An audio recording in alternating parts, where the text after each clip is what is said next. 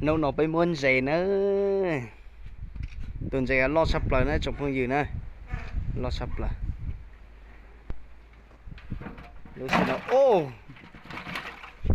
cũng có lúc tài nữa nè trở lại con này bỏ nó lo sắp lại nữa từng nào con này chắc khoảng 5 kg đấy nhỉ. Có 5 kg. 5-6 kg chứ. Ơi hôm nay hai anh em mình đi bắt được cá nhiều này anh em này thấy chưa? Đấy. Toàn là cá mình bắt từ rừng về đó. Nhìn cá biết liền đánh luôn biết liền. Chúa lò nó lúc xịn nào ta tọt đầu từ liên liên nào từ liên liên ăn trở nên khó này bỏ nó mà này tư còn một con cá đấy, con này cá đen đen. Cái này làm như thế này nó có bị gì không, mình có dễ lấy ra không? Giống như cái này đấy dễ sổ ra chứ.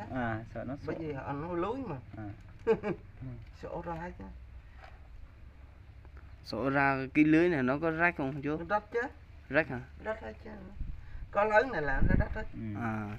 Như lưới tư này nó mà bác có nhỏ như này là đúng nè. Đúng rồi. Là không rách, còn bác có lớn này là nó rách. Rách cái này. Cái này mình bắt ăn hay là mình bắt tính bắt bán? Còn nó phải nó tính thế này, chiều mình mang ra chợ Edoc này bán rồi. Chợ lên. Ở đây này nhỉ. Món hội chứ. Sao? tí sĩ tụi nó lót sắp lại nè, cho phong gì nè. Bốn gọi lốt tài nó đã, lốt tài nó nên trời là con này bỏ này nó. Có cái đường ra của nó. Trời là con này bỏ này nó tuần chạy nó lót sắp lại đó, cũng chỉ tao bỏ ít tụi luôn đi nó đi. Tụi nó tụi lót sắp lại, lốt tài nó tụi chỉ trồng chỗ này. Cứ khoảng 2-3 tuần là mình bắt một lần đi bán. Bắt bữa một, bắt hồi nó hết thôi. Đấy ha. Cứ bắt là khi nào hết là mình phải nghỉ nhỉ. Đời ở tàu nó lưu xịn rồi. Thả lưới nè, không dính. Thả 2-3 lần không dính là nó có nghỉ. Cái này mình mua giống mình thôi hay sao? Mình mua giống luôn. Cái này giống như cái con cá nhỏ nhỏ người ta hay nuôi trong cái bình cảnh ấy nhỉ. Cái này cũng 50 à chú? Này chục. Cái lụa trắng này, chỉ có lụa này là đắt thôi. Là đó biết rồi đó. Quay đi anh Hứ, cá lang này. Rồi. Sợ nó gặp tay đó. Cái này chọc vào tay một phát là coi như là mình nghĩ rồi nhỉ. Không dám làm gì luôn ấy. Cái này độc lắm. Con phải vô gì? Cho ông dí nó vô lon là yếu dưới từ phái kia. Còn mà. Dưới cho xỉ ra chỉ sáng nó vào trái. Dưới từ xa à? Dưới từ phối làm sao thế mà. Cho thế nó phối lâu ký thế mà. Chắc là lúc. Phối thằng ngồi với nó hơi phối lâu một bộ phối nhân chắc lấy này. Phối nhân chắc lấy xế. Ghế đá này mua bộ bao nhiêu nhỉ chú nhỉ? Hầu đó là hình như là 1 triệu mấy bộ. Ra huyện tìm mà đâu có chỗ nào bán đâu. Ra không có. Nó bán chỗ nào nhỉ? Anh cái tiền cái bánh xe anh biết cái bánh xe hiện không? Đi thẳng chút. Biết mà. Đi bữa trước hỏi theo thằng nó chỉ bảo nó bảo cứ mà lăng á nhưng mà đi cái ông mà ông thường lập mộ trên đây cũng có. Cái ông mà có xe cẩu nó hay đi lập mộ cho người ta hả?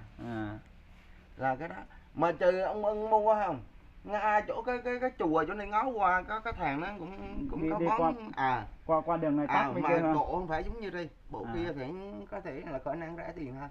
Đấy hả? Thích cái bộ như vậy đó.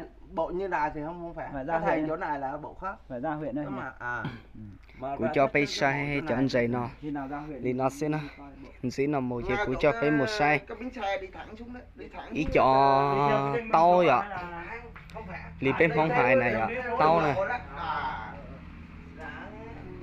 cho tao nó rong có sắp lại đi sống không gì sợ đời đi sai bộ rong có ý dạng đi cho mẫu vị số này ạ.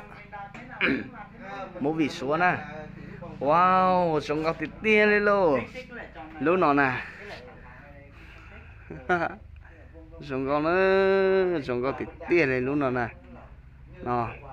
cho máu vị xuống chị lấy muốn này là xía lên nọ xía này nó lỗ hầu nè chị lên ruột đây rồi hầu nè tan sau cho nó bố lên rừng gạo ý dần gạo lên là trong phong gì cô xí lên lúc nọ này bỏ nè lúc nọ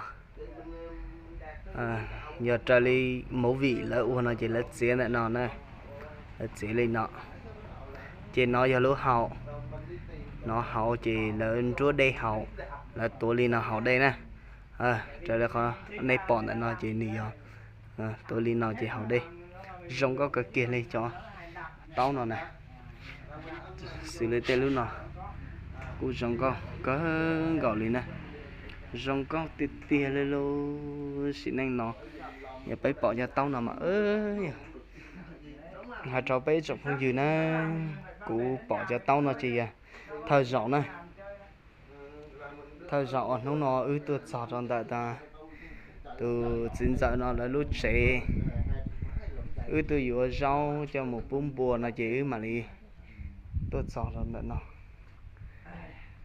từ sọt trong này từ niên giờ từ niên giờ ta từ một đầy rau tao nó trở đây thì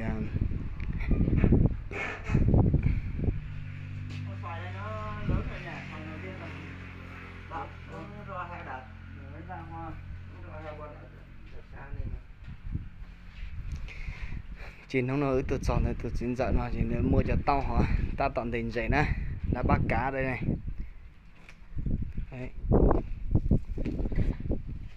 cứ mấy lần cho là cứ phải tuần 4-5 con nhỉ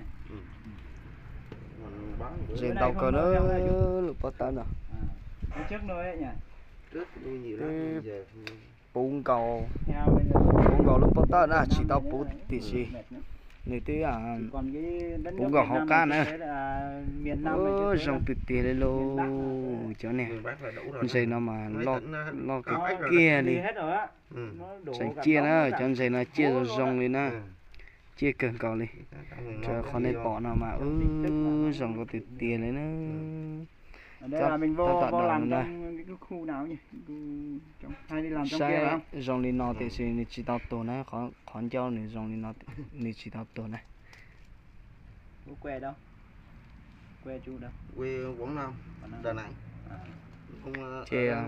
cô cho pe sai li nó xứ vậy xin đồ này trong phong như sao đây qua đó Đà Nẵng nhưng mà thuộc về Cẩm Lệ cũng đồ đó tây chả nó sáng đồ rồi rong đi sáng đồ cúp cờ lên nó qua Vân Tôn là cũng phải đi Quảng Ngãi cũng phải qua Quảng Ngãi rồi anh mới lo được Đà Nẵng nữa đó nhưng mà chẳng qua không phải cái xứ sở mình không có chú ý không có quan tâm đến thì Linda cũng cho pe sai lên nó xứ vậy thì xin gì luôn này